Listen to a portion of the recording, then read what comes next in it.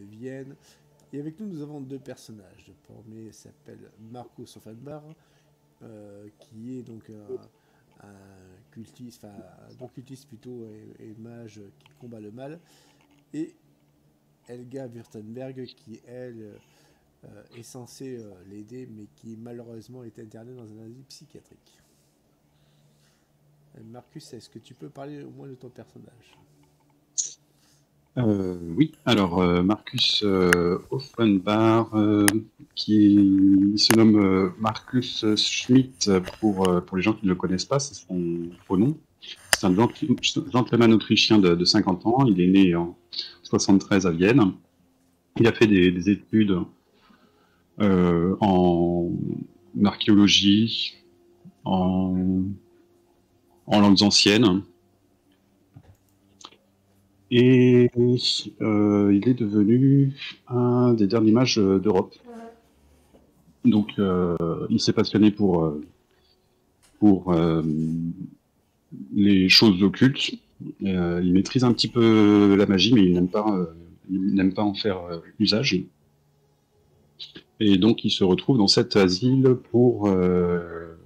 à la recherche de Helga Württemberg, dans le but de la faire sortir de l'asile, parce qu'elle fait partie de son ordre, de l'ordre de Malte. Exactement. Et tu es donc devant le psychiatre en chef. Le psychiatre en chef t'observe, il est en train de tapoter de son stylo, en train de lire des notes. Et il a un air assez, comme dirait-on, assez rigide, assez sévère, assez sérieux, quoi. Et il te regarde, il te dit: Ach ja, Fräulein Wittenberg. Un cas assez explicite de démence et de schizophrénie. Vous êtes sûr de vouloir la libérer, Herr Offenbach? Oui, oui, tout à fait. J'ai un ami médecin qui pourra tout à fait s'en occuper. Il a mis au point une nouvelle technique pour traiter ce genre de maladie Ok, à base d'électrochocs. évidemment. Je bluff. Le, la panacée de l'époque, l'électrochoc. Tu vas me faire un joli jet de social, du coup.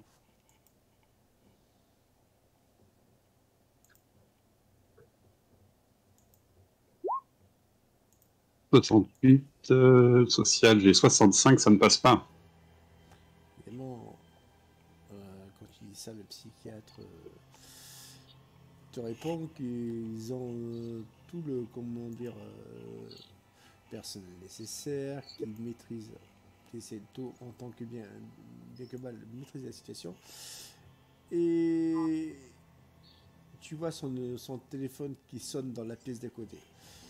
Et il s'y rend et laisse son bureau, comme dirait-on, libre, enfin, et désert, quoi. Que fais-tu? Là, je vais regarder sur quoi il travaillait. D'accord. Tu commences à feuilleter vite fait ces dossiers et tu tombes évidemment sur tout un dossier sur Elga euh, où on voit certaines de ses photos et où elle est carrément en train de griffonner avec son sang des symboles cabalistiques au niveau de son asile.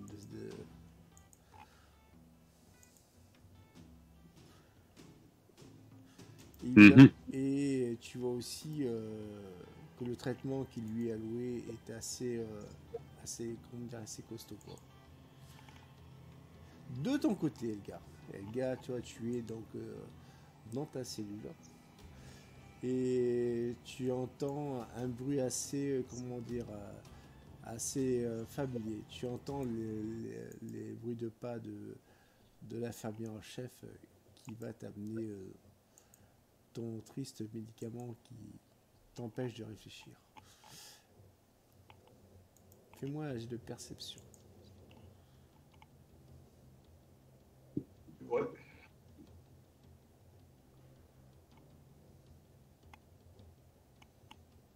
C'est réussi. sur Olva. Ah, merde. Oh, bah, je vais le rater alors. Bon, bah, c'est raté, voilà. Désolé. Faut respecter le setup, comme on dit. Tu entends donc la fermière qui marche dans le couloir. Elle semble marcher d'un pas décidé.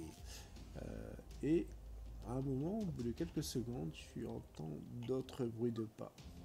Je ne saurais définir de qui il s'agit, mais à ce que tu as pu entendre, il s'agirait de pas d'homme, quoi. Tu vois, c'est pas la démarche, une démarche féminine, quoi.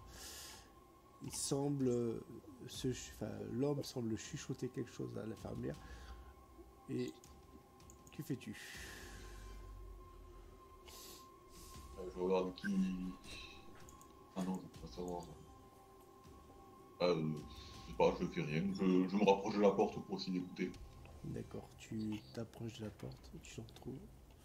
Tu vois un homme qui semble être assez jeune, blond aux yeux bleus. Il est habillé d'un costume assez élégant. Et l'infirmière sort, qui pourtant est d'habitude une personne avec un fort caractère, bien trempé, semble être mal à l'aise face à lui.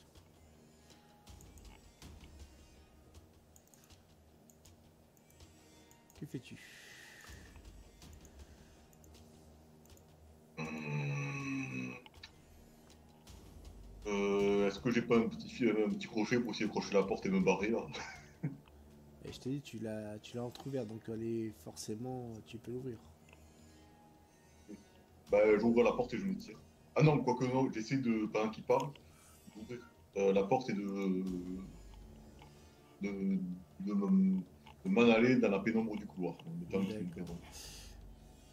Avant de repasser avec Marcus, tu vas me faire un jet de discrétion.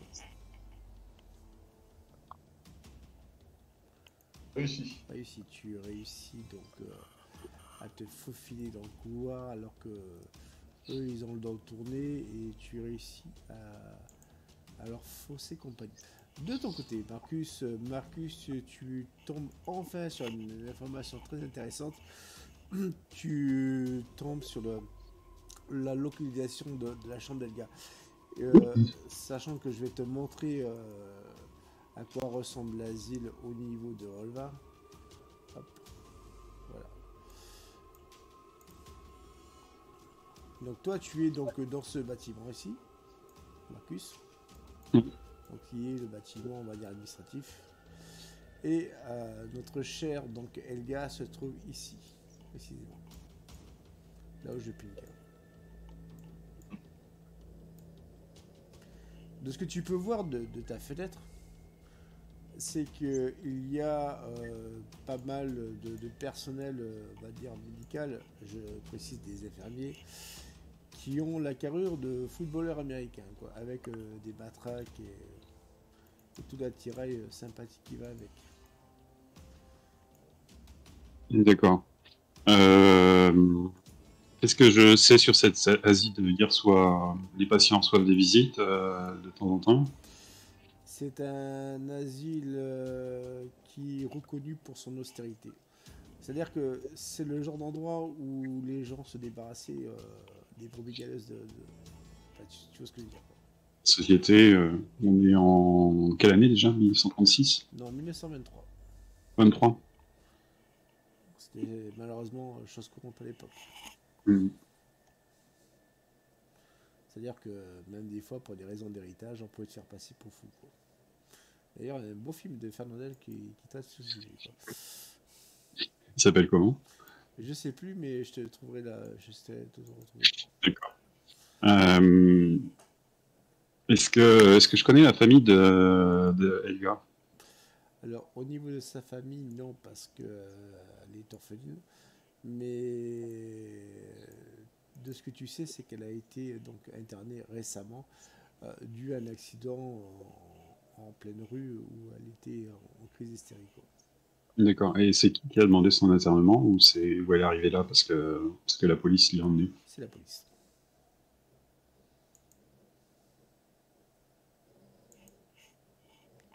D'accord. Euh, Bah, je vais attendre que le psychiatre en chef revienne et je vais essayer de faire valoir que je suis son tuteur. D'accord.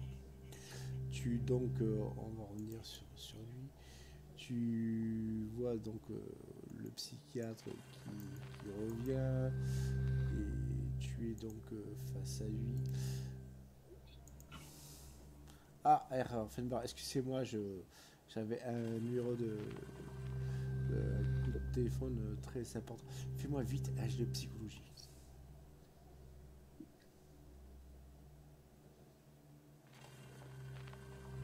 64, psychologie, j'ai 49, ça ne passe pas. Ça ne passe pas. Tu vois qu'il a l'air très, comment dire, très agacé.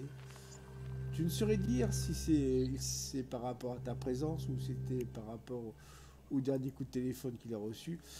Mais tu vois que il est dans de moins bonnes dispositions que tout à l'heure.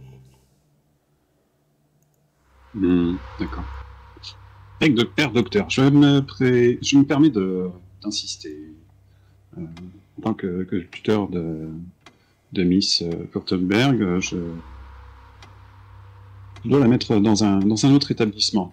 Je vous prierai de bien vouloir m'y conduire et puis de signer les ordres qui permettent de faire son transfert. Ah, tuteur, vous dites, elle a fait fou des papiers qui pour dire. Bien sûr. Et donc, je vais sortir les papiers que j'aurais précédemment préparés.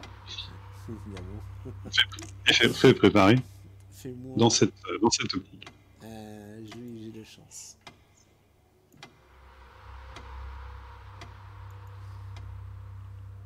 C'est un échec. Au moment où il regarde tes papiers, tu le vois qui sourit. Ah, je faisais les mêmes papiers quand j'étais étudiant pour tricher, mais malheureusement, ça ne m'a pas servi. Dit-il Vraiment? avec un air assez ironique. Bah, Mais soyez sérieux, R. Offenbach. vous êtes quand même devenu médecin psychiatre. Je suis, Chef de psychiatre. je suis arrivé à ce poste avec beaucoup de travail. Mais si vous voulez devenir le tuteur de Madame Fräulein Fittenberg, je vous prierai de suivre la procédure légale et d'aller à la préfecture et de faire tout ce qu'il faut. Mais malheureusement, je ne puis vous la céder dans son état actuel. Très bien. Et quand est-ce que vous pensez qu'elle pourra sortir? Ah, pour l'instant, je crains que il ne s'agit pas en termes de mois, mais plus d'années, quoi. C'est embêtant. Ok, du ton côté, Elga, tu as réussi à fausser compagnie à ton infirmière ainsi qu'à cette personne que tu avais croisée et tu te retrouves donc dans ce couloir. Je vais te le montrer. Évidemment, il n'est pas dans un état aussi vétuste, mais c'est juste pour te dire où tu es. Donc tu es donc dans ce couloir.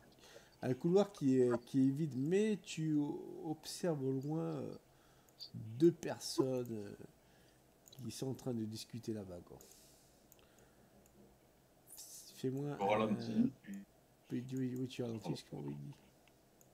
je ralentis et je tends l'oreille pour voir ce qui. Du coup, comme tu es assez loin par rapport à eux, tu vas me faire un jet de perception avec un malus de 10. Réussi. Ok, tu réussis.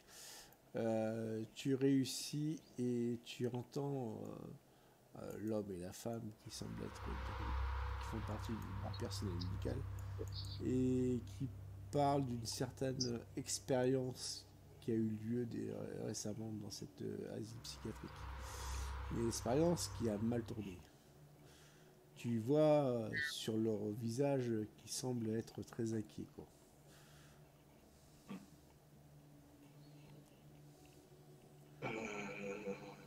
que je peux pas trouver une blouse d'infirmière dans le coin? Là, pour l'instant, il faudrait que tu trouves une pièce. Tu vas juste me faire un jet de fouille et on verra si tu peux tomber sur une blouse. Réussi. Réussi. Réussi de justesse. Tu attends que ces messieurs-dames qui étaient au fond s'en aillent. Évidemment, tu t'étais planqué dans cette alcôve ici. Enfin, bref.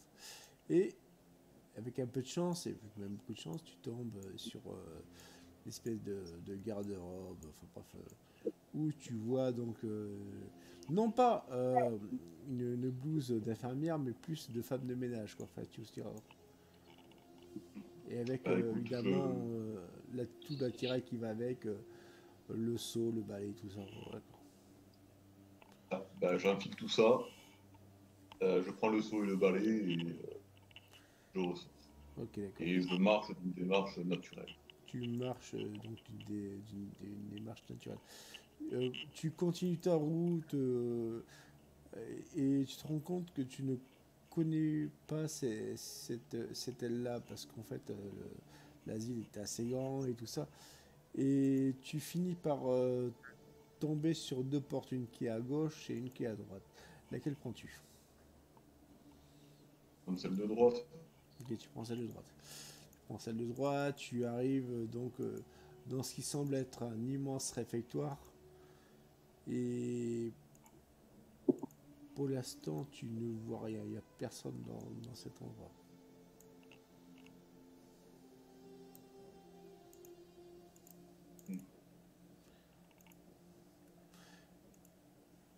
Tu continues ta route et tu finis par tomber après avoir franchi la porte sur cette pièce-là. Que fais-tu? Je commence à faire le ménage. Et elle s'appelle Conchita désormais. Bah écoute, je rentre dans la pièce, je regarde ce qu'il y a à l'intérieur, sinon s'il y a l'air d'avoir inintéressant, je repars. Ok. Tu rentres dans la pièce et tu as une drôle d'impression. Une impression qui te ferait presque croire que tu n'es pas seul dans cet endroit. Ah. Tu sens quelque chose qui s'approche. Bah, je sors. Voilà. Cette sensation te poursuit. De ton côté, Marcus. Merde. Oui. Merde, docteur, je vais pas vous déranger plus longtemps. Votre temps est précieux pour votre travail. Est-ce que vous me permettriez au moins de m'assurer que votre établissement qu'elle reçoive les meilleurs soins? Est-ce que vous m'autoriseriez à visiter quelque peu votre établissement, juste faire un tour dans la cour? Il acquiesce et appelle donc un infirmier qui devra évidemment veiller à ta sécurité. Bien naturellement. Merci beaucoup de mettre ce jeune homme à ma disposition. L'homme te suit sans pipe et mot. Il semble être concentré. Il a le regard très vif et très, très méchant. Il regarde à droite, à gauche, alors qu'il n'y a rien autour de toi, quoi. Comme s'il semblait scruter quelque chose d'invisible. Vous finissez par enfin arriver... Est-ce que je peux mettre mon monocle? Exactement. Tu mets ton monocle. Tu commences à scruter les environs et tu es surpris. En commençant par le garde. Enfin, l'infirmier. Exactement. Comme tu le pensais, il s'agit d'un hybride. Mi-humain, mi-vampire. Exactement. Très bien. Je reste impassible. Tu restes impassible. Et au-delà de tout cela, tu vois donc le même endroit, donc le même asile être, tu vois, dans une version, on va dire, plus sombre. Et tu comprends que cet endroit existe aussi dans l'autre monde, quoi. Fais-moi un jet d'intelligence, Marcus.